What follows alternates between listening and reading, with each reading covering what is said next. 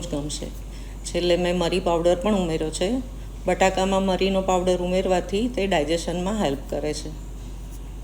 જો તમે ન ખાતા હોય તો સ્કીપ કરી દેજો, પણ હું સ્પેશિયલી દરેક બટાકાની વાનગીમાં મરીનો પાવડર જરૂરથી ઉમેરું છું. સ્વાદમાં બી ઘણો સારો લાગે છે.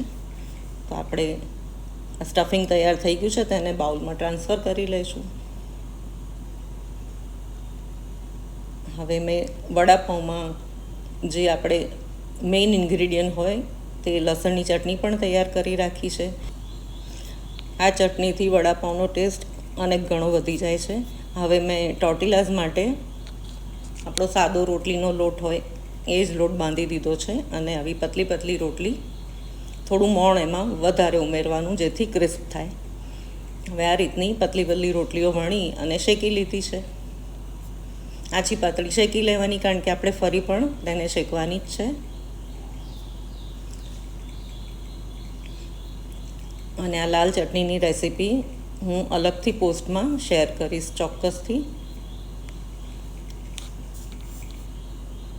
હવે જો આપણે આ રોટલી શેકાઈ ગઈ છે, તો એક રોટલી શેકેલી રોટલીને લઈ અને તેના પર ગ્રીન ચટણી આપણે ચોપડી લઈશું.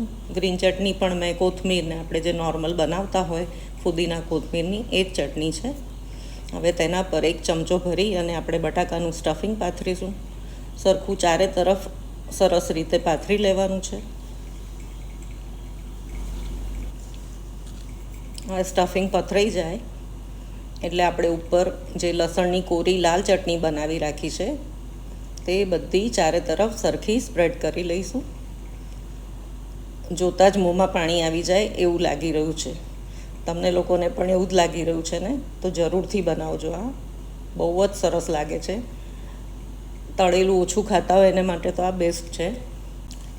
લાલ ચટણી સ્પ્રિંકલ કર્યા પછી આપણે બીજી શેકેલી રોટલીને ઉપર મૂકી અને આ રીતે સેન્ડવિચ જેવું તૈયાર કરી લઈશું. હવે ગેસ પર એકદમ ધીમા તાપે આપણે તવી મૂકી અને આને શેકી લઈશું.